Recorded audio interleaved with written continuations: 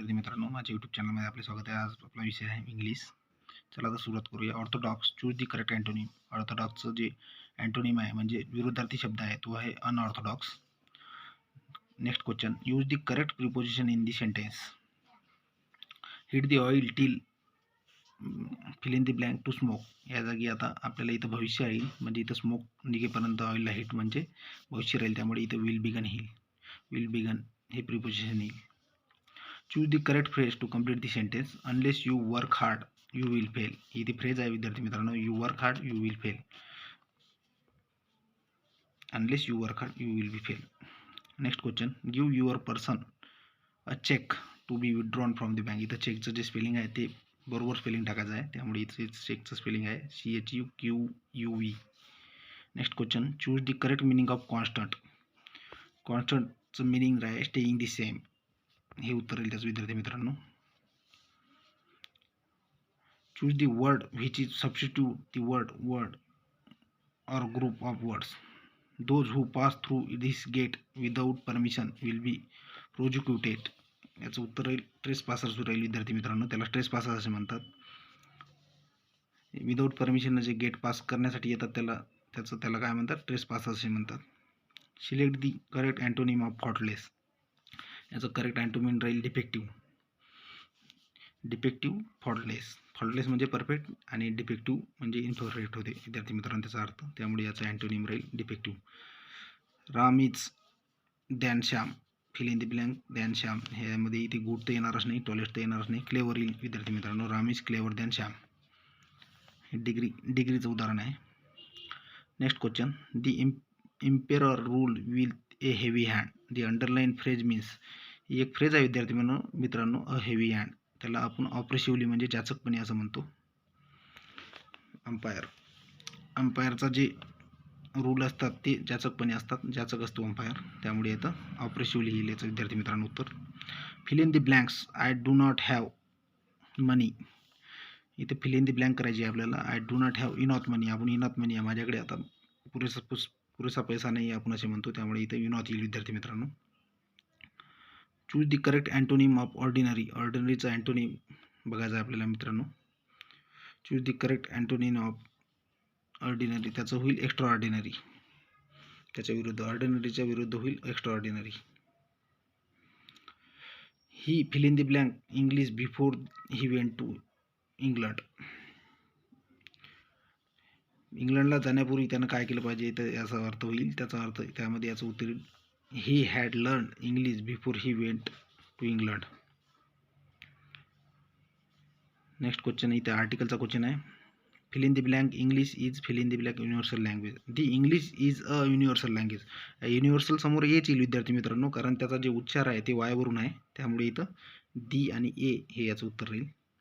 Select the accurate meaning of Eldorado. एल्डोरॅडोचं जे meaning आहे ते आहे गोल्ड सिटी। एल्डोरॅडोचं जे मिनिंग राहील ते राहील gold city. Choose the correct synonyms of form. फॉर्मचं जे सिनोनिम राहील ते राहील सेफ विद्यार्थी मित्रांनो, सेफ राहील। फॉर्मचं जे सिनोनिम्स आहे ते आहे safe. Next question, what is the meaning of patron. पॅट्रॉनचं जे मिनिंग आहे ते असं राहील विद्यार्थी मित्रांनो, a person who gives financial support. त्यालाच आपण स्पॉन्सर असे सुद्धा म्हणतो, जे आपल्याला फायनान्शियल सपोर्ट करतात त्याला आपण पॅट्रॉन किंवा स्पॉन्सर असे म्हणू शकतो। Pull the rope. Tick marks the correct sentence showing passive voice. याचं पॅसिव्ह वॉइस करायचं आहे, पुल दी शब्दचं त्याचं पॅसिव्ह वॉइस होईल let the rope be pulled. याचं पॅसिव्ह करेक्ट पॅसिव्ह वॉइस होईल लेट दी रोप। आज्ञार्थी वाक्य आहे आणि त्याचं पॅसिव्ह वॉइस लेटने सुरुवात होते आणि त्याचं उत्तर निघते।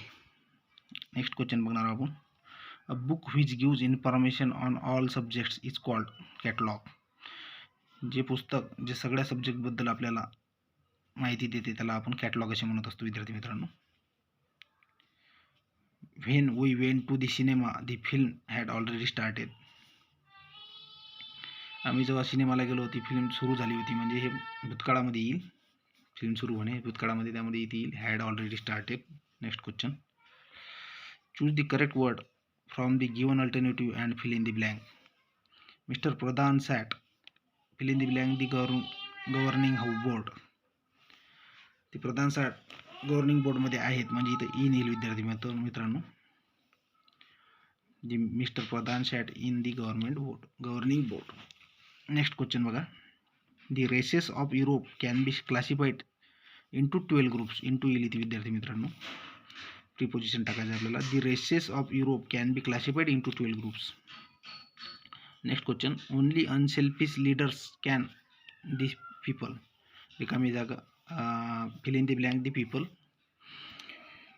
Only unselfish leader can inspire the people. जे लोकांना प्रोत्साहित करू शकतात ते अनसेल्फिश पीपल फक्त लोकांना प्रोत्साहित करू शकतात असा त्याचा अर्थ होतो. आता हे क्वेश्चन मार्क आलेला आहे इथं. आणि हे बघा next question. What fill in the blank unlucky man he is. Unlucky man म्हणजे अनलकीच्या समोर कधी पण येच येईल, कारण की हे याचा जो उच्चार आहे येनुसार आहे, त्यामुळे इथं जे आर्टिकल लागेल ते ये लागेल. आर्टिकलचे आतापर्यंत 2 क्वेश्चन झाले विद्यार्थी मित्रांनो. Next question. Choose the correct word from the given alternative and fill in the blank. He being a public servant is fill in the blank to people. Public सर्वंटनं कसं असलं पाहिजे, फ्रेंडली असलं पाहिजे, म्हणजे याचं उत्तर फ्रेंड राहील विद्यार्थी मित्रांनो. He be public servant is friend to people.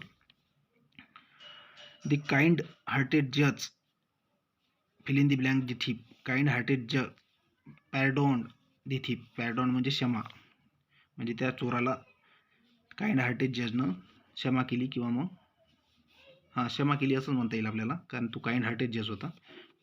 पार्डॉन the thief. चला तर विद्यार्थी मित्रांनो, आजचे आपले 25 क्वेश्चन इंग्लिशचे संपले. अशाच नवनवीन व्हिडिओसाठी सबस्क्राईब करा माझे चॅनल, बेल आयकॉन प्रेस करा आणि जास्तीत जास्त शेअर करा व्हिडिओ, आणि काही अडचण असल्यास कमेंट करा. जय हिंद विद्यार्थी मित्रांनो.